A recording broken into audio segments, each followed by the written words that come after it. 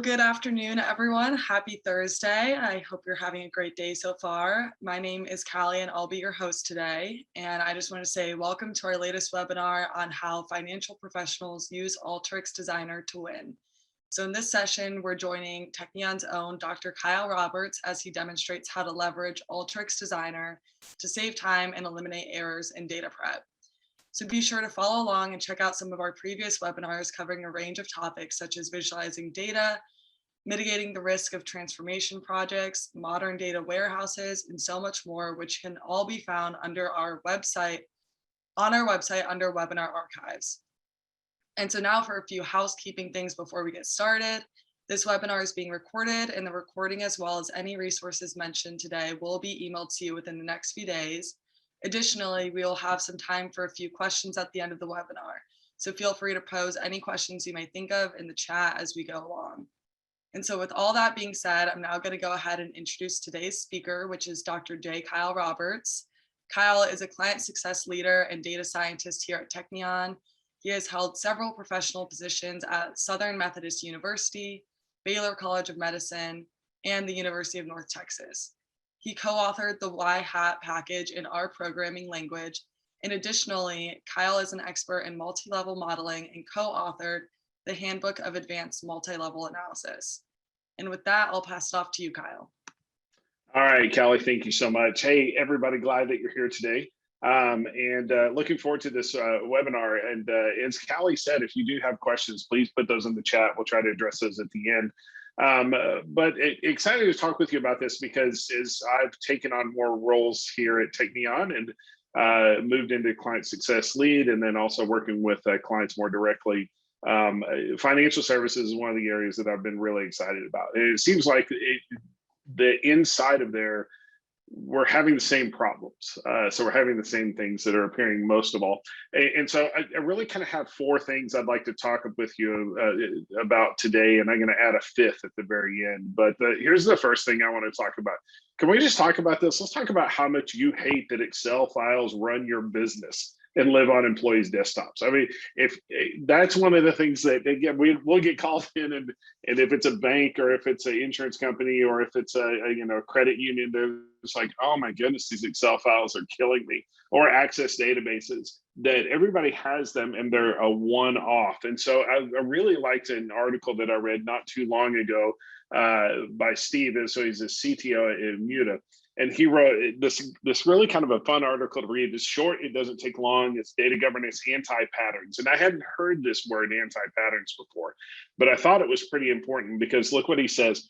Today's anti-pattern probably isn't thought of as a pattern at all because it feels so obvious and on the surface, it's too easy. You share data by giving someone a copy, right? And the reason he's calling this an anti-pattern is because let's suppose we have a Excel file out there that the purpose of the Excel file is to, let's say, get a report for, let's say, daily deposits or something like that at our bank.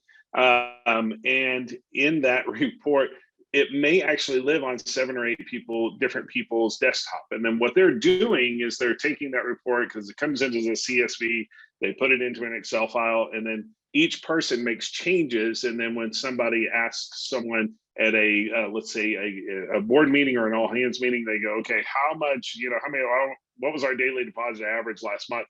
And then you have 5 people who give 5 different answers, because they all have their own anti-pattern version of that Excel file living on their desktop. Really frustrating. And so what I wanted to show first is how Excel can kind of process these files and actually do things for us that get us away from building these anti-patterns and get us back to more of a, okay, here's a realistic pattern and an easy way to do this. And the 2 things I'm going to show you that I think are going to make you really excited. The first problem is that don't you hate it when you get a file that looks like this? It's an Excel file and there are 1,000 tabs on that file. And so it's data going all the way back from year 2003 all the way up to current. And so you've got a ton of tabs in there and you're like, okay, how do I get stuff out of each tab? And heaven forbid that in one of those tabs, somebody created a pivot table somewhere. Okay, how are we going to get all that data and how do we do it easily? Let me show you how we can do this really easy in Alteryx. And then the other neat thing is, what if we actually have a ton of different files? Like every night we're dropping a CSV in a location maybe it's a fixed location like Dropbox or Box or something like that, or it's we're dropping a CSV into our data lake and we somehow need to process those, but we need to pull them all in. Well, if you have 2 or 3, that's not hard. But if you have 6,000, it's really frustrating, right? Because now you have to have 6,000 inputs. Well, let's look real quick at how Alteryx does this. And so what I've done is I'm pulling up some positions here some workflows here that Alteryx is using. So in this case, let's grab this file that is making this data set. So this file, it's looking at this Excel file. So if you see in this, we have all these different tabs. And so if I were to pull this in, I just pulled in the year 2003 tab.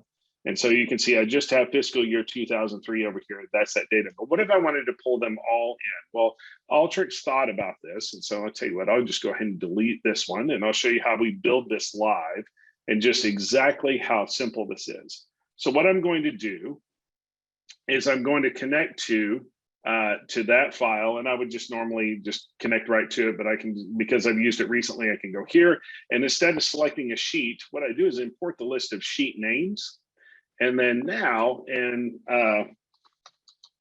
Alteryx, I can pull in what's called my dynamic input tool, connect it in there, and then say, all right, I still want to get that file, but this time, we'll just select that sheet this time. But this time, what I'm going to do is I'm going to read a list of data sources from those sheet names that are brought in. And now we can add a browse onto the end of that. And let's run this one real quick. And so in running this, you can now see that not only have I brought in all the 2003 data, but there's the 2004 sheet. There's the 5, 6, 7, 8, 9, 10, 11, 12, 13, and 14. All of that data I brought in with just this one tool and this other tool. Another way to think about this is that if we were doing this in a typical fashion for processing data, we would have to pull in 10 of these input tools. I just pulled in 10 inputs with one tool. Now, here's another example of a data set that I have that's on my files, or in my files, that's actually, if we look in here, we can see I've got a 2011 country CSV and I got a 2013 country CSV. And let's suppose I wanted to pull them both in at once. Well, Alteryx has this really cool functionality called a wildcard that now I can say, all right, instead of pulling in this one, that again, all this has, the year is all 2011 for everybody. Instead of doing that, I know what the file structure looks like. So both of these files, they end in -countries, okay? So now I can go back into my tool and say, all right, I just want you to look in this folder here, this training data that I have. I want you to look in that folder and I want you to find everything that ends in, so I'm going to put a star there, ends in countries.csv. And now I got to browse onto the end of this one. And now when I run this, you'll see that what is happening here is actually 2 different files are being imported. And I can check this and make sure. So there's year 2011. And again, down here, now there's all my 2013 data too. All right, so I have both of those pulled in one pool. Now, why would this be helpful? A lot of times what's happening in your data is that people are dropping, let's say every night, they're dropping a new batch file that gets pushed out as a CSV, it gets into a location. Alteryx can grab all of those as long as the naming convention is a little bit the same. But even if the naming convention isn't the same, but they're all CSVs, you can just put like star.csv and it's going to grab every CSV as long as their structure is similar to each other. Okay. Now, Alteryx does have opportunities where the structures aren't as similar that can also process the data. You can actually use some of the great join tools here, and especially union data sets that the naming conventions are different. We can use that too. That's a little bit beyond today. This is a really good tool. I use this all the time with financial institutions, and usually this is the one right here, this one here, or using this dynamic input tool that people just, oh, you saved me a ton of work. And now I'm not having versions of Excel files passing to people. We're grabbing all the files in their raw format. Okay, that's a good one. All right, now what else?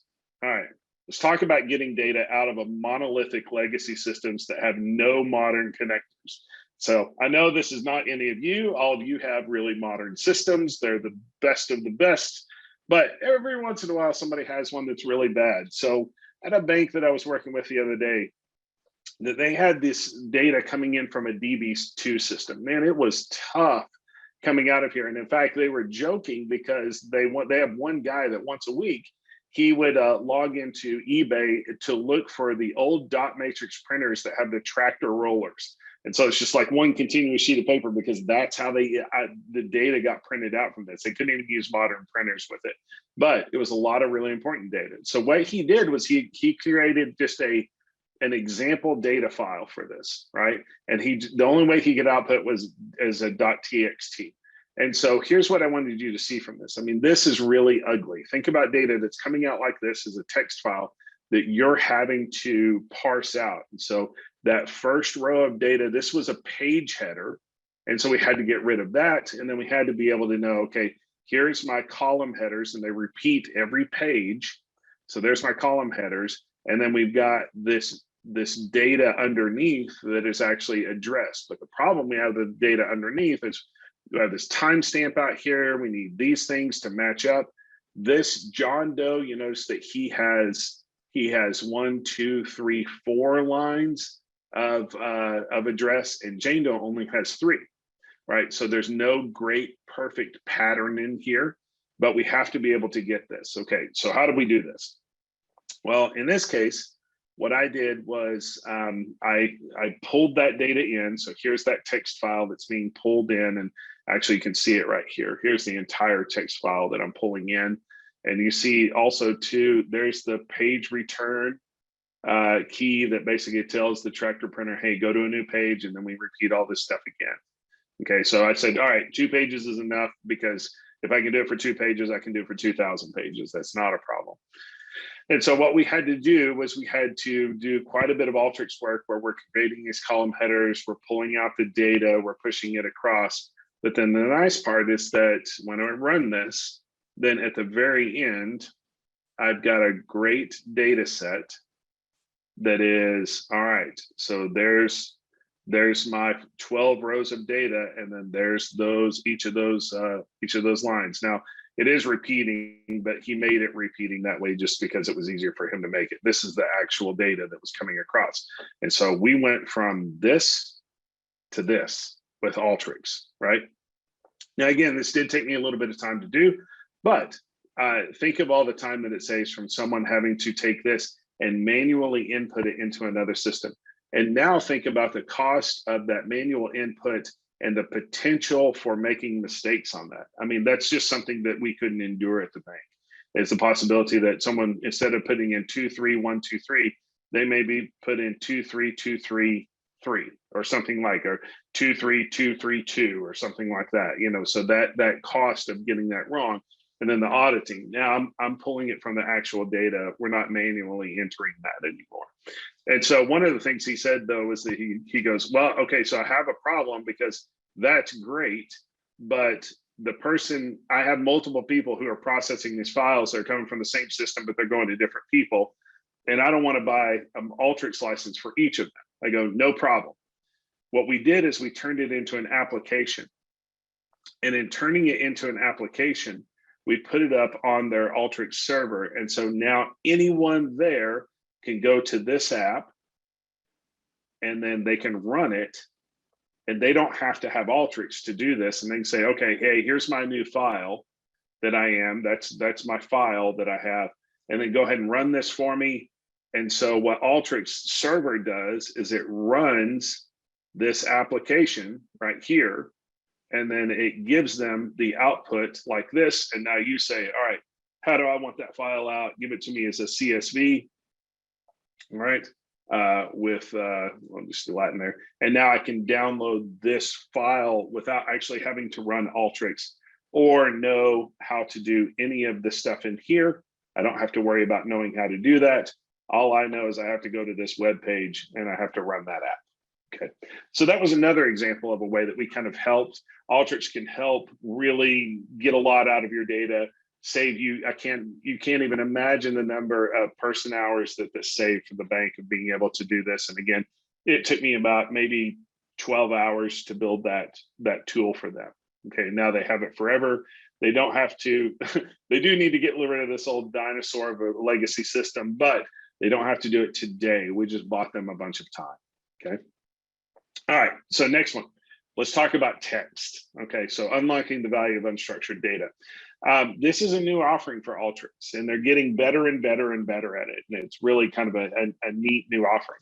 And so Alteryx has already been able to pull in and do a lot with text. And so we can do text fields that are like inside of an existing database. We can parse this with some of these regex tools. We can actually pull text out of API, you know, if it comes in as XML or as JSON, we can actually pull that out of there. So you can think of these two as being, these top two as being really good options if you're running already kind of semi-structured data, but it's in a good place. Now, what do you do though if you've got a whole bunch of PDFs? That's where things get really hard, because again, we've got to get away from manual inputs. That's one of the things that, as data governance laws are starting to hit everyone, and you know, some of the banks are starting to pull in the GDPR policies, or financial institutions are. Or if you're in California, California just passed quite a few laws concerning you know, how you're getting data and privacy around that, and all of those considerations. What do you need to do with this data? Okay, so let's suppose that we're doing that, and we're having to process these PDFs. Well, Alteryx came out with an intelligence suite that it includes inside of it. Now, the intelligence suite will do a lot of stuff with machine learning and then assisted modeling and some statistic stuff also. But my favorite part of this now is computer vision.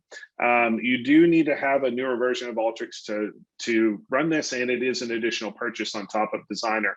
But what it does is it basically pulls in data from an image template and then processes it. And so if you have a bunch of PDFs that are exactly the same, we can process them all as one. So here's a couple examples. So let's suppose if I wanted to pull in data from, if you see on the left side, I've just got this simple table here. Or if I want, and so what I can do, and this is what I'm going to show you in just a second, is I can pull in this entire table.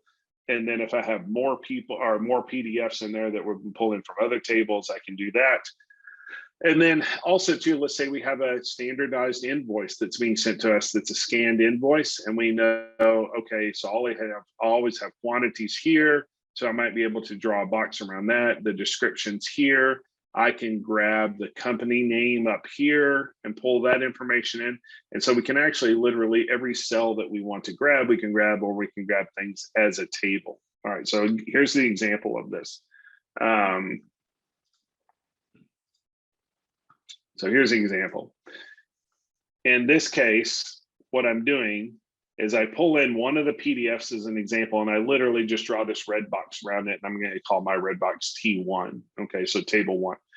I draw a red box around everything, and then also tell Alteryx, hey, this is a table. So there is the option that I can either say it's a table, or it's a string, or it's an image. So maybe I want to pull in an image, but in this case, the string would be like if I just wanted to pull in one of those cells, just like that number 100. But in this case, I'm pulling in an entire table, okay? And then with this, the input image is really, I'm just telling Alteryx, hey, where is the folder where all these PDFs live, and I want you to process them all at once. Okay, so I want you to process all the PDFs that are in there at once, and this is the template by which you'll process those. Okay, so I run this through Alteryx. I do a little bit of parsing here, and then on the back end, you see what I have here is I have the path for each of those. I have the file name, and then I have how big they are, the number of pages that are in each PDF. And so now I see, if you see over here, okay, in that first PDF, the PDF that was called first PDF, here is that first column. There's the 4 names. These are their IQs. These are their salaries. And then in the second PDF, the same thing. Here's another 4. There's their names. There's their IQs. There's their salaries. Okay, again, time saver, right? So we're using this with especially with financial services companies that have external vendors that are providing data to them, let's say about their customers. It'll come across as a PDF, and then we'll use Alteryx to scrape those things, then get that data in and push it back out to the data warehousing system. Okay. All right, next. Let's talk about predicting the future. This is the one that everyone is, oh my goodness, that's, this is the one I want. Show me how to predict the future. So let's talk a little bit about this, because we need to set this one up before we do it in Alteryx. What we're really talking about for the most part is a lot of times people want to know, how do I work with time series data and I want to forecast sales? Well, so Alteryx has built into it some pretty good tools, namely ARIMA and ETS, in order for monitoring time series data. Now, the part of the issue is that I'm going to show you how to do it, and it's dangerously simple. However, you probably need, and in most of the cases, you'll need a data scientist or a statistician to look at some things, to do some tweaking. Not as bad when you have data like this. You have definite trends. You can see there's kind of almost a trend from here to here, and then one from here to here, and then one from here to here, and then we continue that. We continue that going forward. The trouble is that when you're looking at data that's a little bit more messy, there is some trending here, but our data is kind of all over the place. And so this blue line represents what we would have a predicted line, our predicted sales on each of those dates, and the gray lines, they represent kind of what actual sales was. And so if you can see, you would need to do some model tweaking here to go, all right, are we actually covering the volatility predicting forward, and how much forward do we want to go on this? That's where you want to pull your data scientist in. But Alteryx does have some really great tools in order to help you do this. Now, with time series data structure, the other thing Alteryx is really good at is that most of the time data comes this way. And that what will happen in your data warehouse is you'll get a snapshot of a date, and it'll just be added on to the end of your data set. So if a wide data set, you may have, okay, there's my January number, and then the February comes, and then the March number comes. But in order to analyze data in this type of fashion, you actually need to have it in what's called a long fashion. So in this case, where you have one variable that's the score, one column is the score, and then the next column that is that date.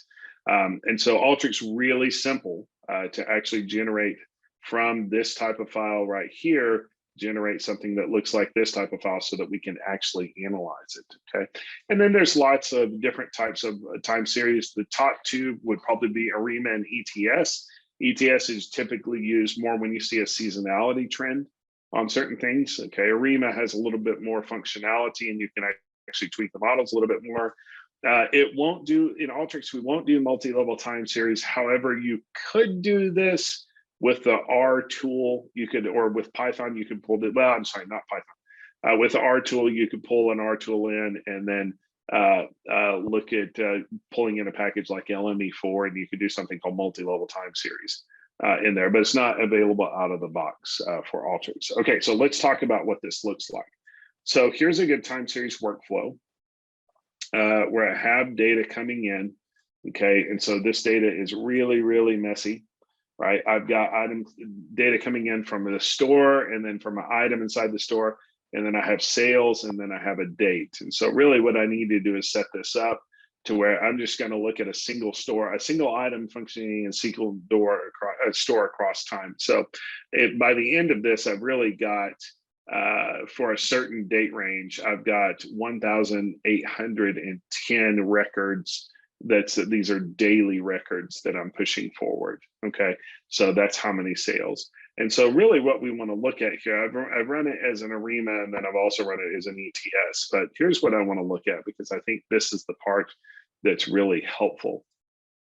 Is what Alteryx will do is it'll give me a snapshot of kind of what's happening across time. And then again, these other things in here, the autocorrelation function, and then like your root mean square error, and then your information criteria, whether it be the AIC or the DIC. Those are things that your statistician or your data scientist is going to want to look at.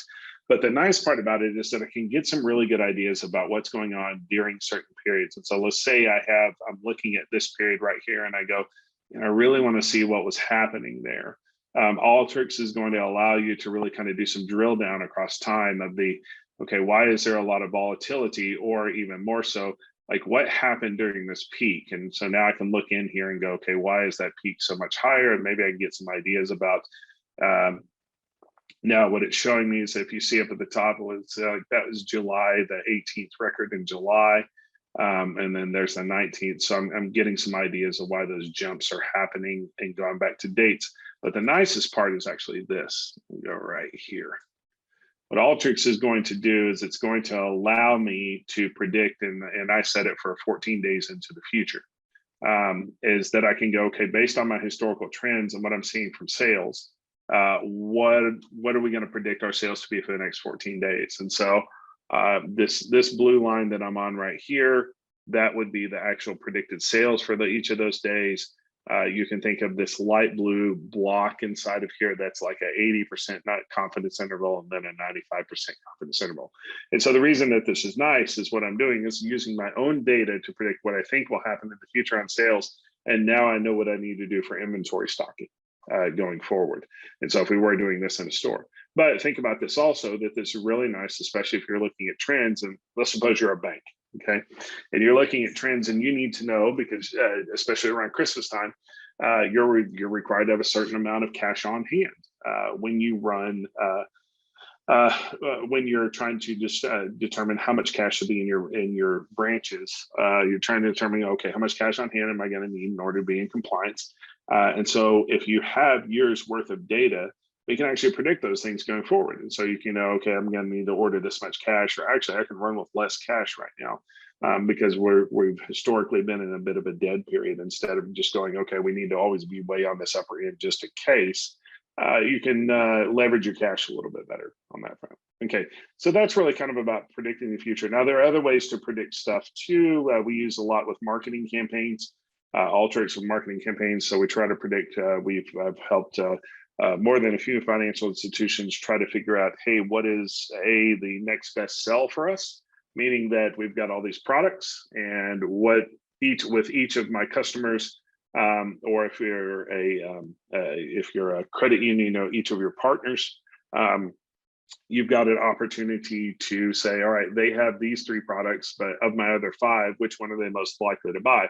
And so now what you're doing is targeted marketing, and you're not costing yourself as much money going forward. Okay, so lots of other opportunities for prediction there. We actually did with one that they were sending a team out to literally knock on doors, and so we used Alteryx to say, hey, here are your top, even more than zip codes, actually neighborhoods within zip codes. Here are the ones, and knock on this door and not on this one. And so, and they used that and actually saw the amount of, they were getting the same return with about half as much effort, which was good for the bank.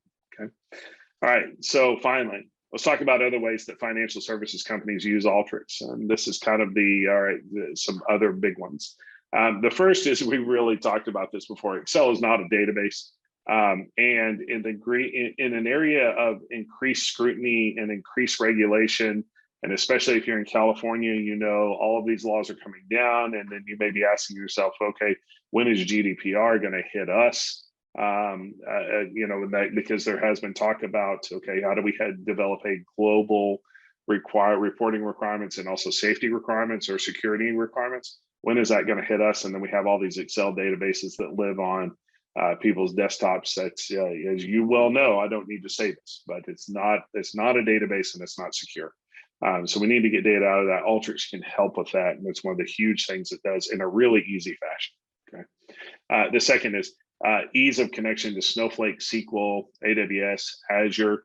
And as we're doing on time, let me show you just how easy this is. And because it's nice, because now someone who does not know, maybe does not know SQL, can actually build connections to data that they have access to. And so here's a great example here of all of the places that I can use Alteryx to connect to, and has quick connectors. So there's my SQL Server. If I'm running Oracle, there's a quick connect there. If I'm running in Snowflake, there's my Snowflake ODBC driver that's quick to set up. Let's suppose I wanted to connect to Salesforce. Super easy, super simple. And then I'll tell you what, let me do it one way, just a little bit more different, because I think it will be worthwhile for you to see that if I pull in all these database tools now I can leverage the power of my database, and I can pull in my connection to my Sandbox server. And just this quickly, what Alteryx is doing is it's running out to find my Snowflake instance, and then the Sandbox server that I'm working on, and then there's my Sandbox. And I don't know, I have to know anything about writing SQL code in order to be able to pull data in. I just need to have access to the areas that I need to have access to. So here's a great, we'll pull in, oh, that's a good one right there. So that Kyle test is already there. So here's the data file that I'm wanting to pull in, or this table. And so I can either click on, yep, I want everything in that table, or let's suppose that I just want these 4 or 5 variables coming in through there. And what Alteryx automatically does is it writes the SQL code for me. And then all I have to hit is OK, and that's run. And now I can do things like I can filter that data, I can connect it to other data streams. And then when I've got everything done that I need to get done, it will build this complicated SQL code for me and then push everything down. It is truly self-service, especially for people who maybe don't quite understand databases. Again, you control the access, but it is self-service. All right, next. Alteryx is data governance ready. We are seeing a lot of people that are starting to use data governance tools, especially around data catalogs, whether that be they're looking at Elation or data.world or other tools that they're wanting to use to help them with data governance and data cataloging. We can push inside of Alteryx is basically self-documenting. And so now we can push all the XML out of Alteryx into that data governance tool. And now we see all the process changes that are going. Okay. We can also use Alteryx to automate painfully manual tasks. And I have 2 examples of this. The first is that some of you may be familiar with CECL. So current and expected credit losses. This is a report you have to, that some banks have to do for FASB. We worked with a bank one time that was doing this quarterly. It was incredibly painful. They basically had one of a pretty good sized bank. So they had one person that she spent a month every quarter working on just that. And then there were probably 10 other people that at least spent a week on every month, every quarter. And so we got that down to about 10 hours of work that needed to be done. So we're able to automate almost everything that needed to be in there. So the 10 hours now are down to here are the checks that need to be made. After things are run, need to make sure that it was all set up correctly, that there weren't any gaps or they were missing anything. But again, months of effort gone down to about 10 hours of effort. And so that was a good credit scorecard was another one. This one was one of the most fun things I've ever done because what we were doing in there is stress testing for loans. And this was difficult because it was for a bank that rarely had loan failures because they generally gave out large loans for doing big construction. And so they did a great job of really looking at the background and making sure that the loans weren't likely to fail. So what we had to do is create market economies inside of Alteryx and then push them against their loans and stress them to see when they might actually fail. And so this worked great because again, because of the self-documenting nature, model risk management loved Alteryx. All right. So when we pushed that out there, we would create several 100,000 market economies. We would push their loans through. We would stress test them, develop the credit scorecard. And then again, so something that was taking the bank a very long time to do. And so generally, the loan might get submitted and maybe a week and a half to 2 weeks later, or a tranche of loans, that's even tougher. A tranche of loans would get submitted and, it'd take a couple of weeks. We could do this in maybe an hour to an hour and a half worth of processing. And so that was a really great opportunity. Okay, so that is kind of all of the Alteryx part. And I told Dave I would be done at 12:35. And so I'm almost there. I'm 30 seconds early. But Dave, I'm going to turn it back over to you. And why don't we talk about maybe what it's like to herd cats? Awesome. Thank you, Kyle. Appreciate this. This is a fantastic session. I love the fact that we were able to get a picture of you on a horse while you were herding the cats on your ranch. Yeah. For those of you that don't know Kyle, this actually may be closer to reality than this picture actually portrays. But Kyle, there's 3 things I want to add. First, I think the first example you provided was pretty darn simple, right? Most people, I'm sure on this call, got the impression that with just the simple ability to drag those toolkits into the workflow, you could have a pretty powerful function that's handling some things in Excel that are very difficult to deal with. But if you are new to Alteryx, haven't seen this before, maybe it was a little bit intimidating, we've got a team of folks here, including Dr. Kyle Roberts, but we have folks that are in and out of Alteryx every single day. They provide training programs. They actually do a little bit of development as well. So we are here as a resource if you just need a quick start. Maybe you need somebody like Kyle to go in and create that first workflow, and you can take it from there. It truly is a tool that most folks on the financial side or the ops side can grab without any coding knowledge. Now, the second thing would be, Kyle, you mentioned connecting to legacy systems. This is the low code part, right? Or maybe in some cases, not so low code. If you do have systems that you need API connectors written for, that you need some help with, again, we've got a team here that can help you guys with that. And then the third and the last thing that I'll throw out here before we address some of the questions that are coming in. I love that you talked about data governance. I think that the stark reality of it is that most execs don't trust their own data. Couple that with the issue of cyber attacks. Data governance is at the forefront for most orgs that we speak with, and it's something that you've got to get your arms around if you haven't yet. It's certainly something if you're dealing with these multiple Excel sheets that Kyle showed, is a headache and a nightmare. So we have a program, it's called Governed by Design, and it basically is going to help that it's going to ensure that your organization is ready for some of these data governance challenges that are going to come into play. And the leader of the practice, Paula Sabini, is just a master. She really is an amazing resource. And I'll offer to anyone on this call, if you would like to learn a little bit more about what Governed by Design is all about, happy to set up a call and help you really dive into this and make sure that you're set up for the future going forward. So with that, Callie, I think we may have some questions. Why don't we address those, and then we'll wrap it up for the day. Yes. So Kyle, I have a question about Alteryx and data governance. So you had said that Alteryx is data governance ready, but someone was wondering if you could unpack that a little bit more. Yeah, so I do get asked by a lot of people, okay, yeah, we're concerned about data governance, and what is it going to do? The nice thing about, so here's a great example of this. If I need, so let me kind of get in a good spot. This is the process by which we're parsing all of this. And so I can push all the XML from here out to, let's say, if I'm using Elation or something like that, I can push all the XML out that says, all right, here's the change process. But the other nice thing is that when we're trying to get in a documentation realm of really what's going on, if we're using SAS or a tool like that, or even if we're using R, we're having to nest comments inside of a lot of heavy code situation, right?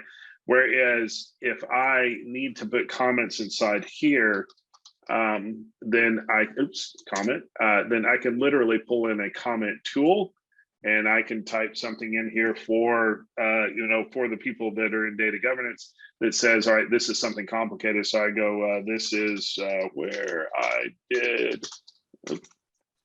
something really cool, right? But I can add those comments inside of here, and we do find that is the data governance people love that when we literally pass them a picture of what we did instead of 1,000 words in here. And so we can add those comments in here and say, hey, and then even two, like we can say, okay, this one right here, this container, that's where we did this step. And so now if there's ever any question about that, they can go back in and we could rename this container, hey, this is where we aggregated from these 4 databases.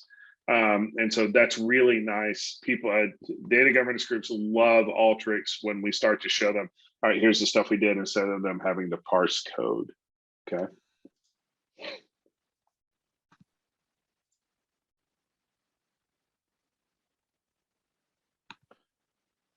Okay, so can we do, I see another one. Can we do SQL lookup in Alteryx? Okay, yes and no.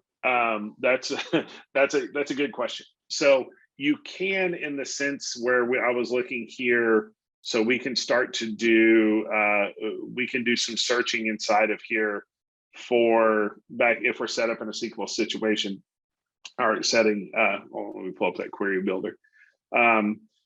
It's not as good as like if we're actually using an outside tool in order to do some SQL efforts. And so, you know, if we're using a SQL editor, but we can do lookups and as far as like I can have insight to everything here.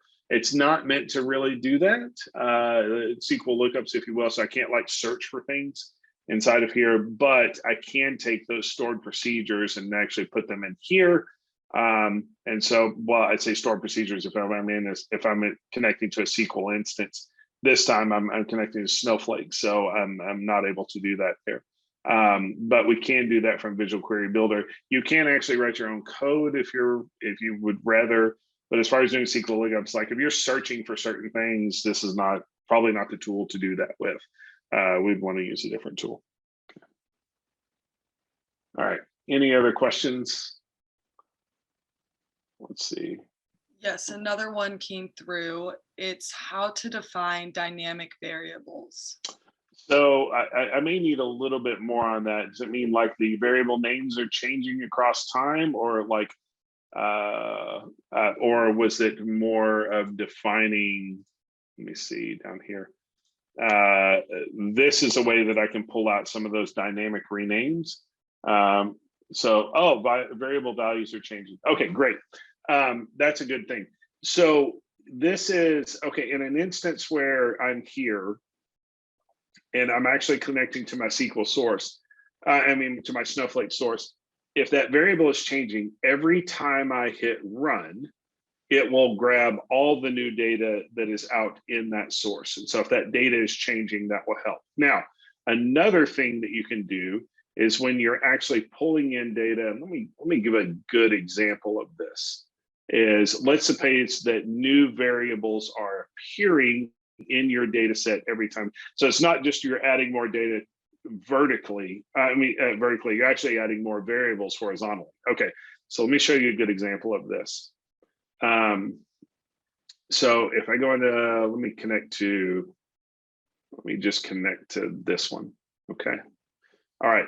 So when I run this, then every time I run, it will get however many variables are in this. So if another variable is added, it will automatically be added in here every time I run it. Now, the nice thing about these types of tools is that, let's suppose then later, I want to join this to some other data set that's coming down here. And you're going, I don't want to have to recode everything downstream when I get a new variable. Okay. Down at the bottom, you see where there's a checkbox next to this unknown variables. By leaving that checkbox in there, and this works throughout all of Alteryx, by leaving that checkbox on unknown, if new variables are added to this data set, they will automatically get incorporated to everything downstream.